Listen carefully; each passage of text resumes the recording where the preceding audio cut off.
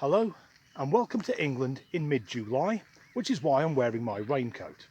There's a story in the news about possibly the worst business owner in the world. As we know, since the pandemic hit, millions of people have lost their jobs, countless thousands of businesses have gone under, and those which have survived are having to pull out all the stops just to keep going. Meet Sarah McCutcheon, owner of Wellbeing and Wellness with Sarah. She's a beauty therapist, and before we even get going, her eyebrows aren't fucking level. Now surely, at beautician school, that is day one, lesson one. Sarah is based in Glasgow, where I guess her services are in demand. Now I've got nothing against the Scots, and I'm not saying that Glaswegians are inherently ugly. It's just that Glasgow is one step away from having vending machines selling deep fried heroin. So why is Sarah such a terrible business owner? Well, it's because she took to social media to explain that her establishment will not treat anyone who's had the COVID vaccine. Unfortunately for Mrs. McCutcheon, 90% of the Scottish population have already had at least one dose of the vaccine, and that's set to rise to 95% by the end of July. So let's be generous and say that's as high as it goes, 95%. So she's pitching her business to 5% of the Scottish population. Except she isn't. Because some people haven't been vaccinated because they can't be, if they've got underlying health issues or they're undergoing medical treatment, such as cancer patients.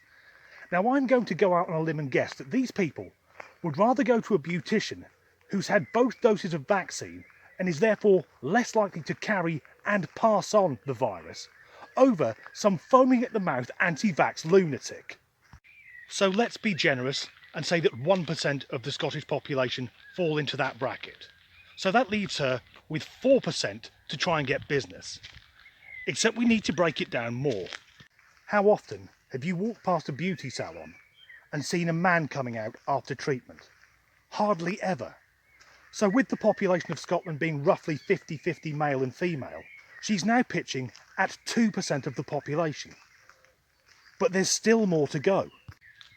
The group in the British population who are least likely to get vaccinated through a combination of conspiracy theories and misinformation are the Pakistani and Bangladeshi communities, particularly those who are middle-aged or older. So once again, when's the last time you walked past a beauty salon and saw a 55-year-old British-born Bangladeshi woman getting lip fillers, false nails and blonde highlights? And on top of that, she's also in competition with all the other beauticians in the area. Now, if this was a new business, if she went to the bank with this as an idea, applying for a startup loan, and explained that her USP is she is deliberately alienating around 99.5% of her potential customers, they wouldn't give her tea and biscuits and ask her to elaborate. They'd say, that is financial suicide, please fuck off and don't come back. And I would have hoped that the whole anti-vax movement would have died away by now. These utter retards determined to prove they're less intelligent than flat earthers, but sadly no. Because at the weekend in Brighton, here in England, a vaccination clinic had to temporarily close because a group of anti-vaxxers descended on the people waiting to get their jabs and began threatening them. Now, if you're an anti-vax halfwit and you want to die of a preventable disease, that is your business, but please leave all the sane people alone. Rather unsurprisingly, the mob was led by Piers Corbyn.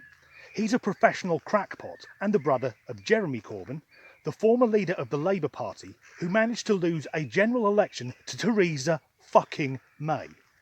But thanks to his brother Piers, he's not the one the family are ashamed of. So, back to Glasgow. How long until Sarah's business goes bust?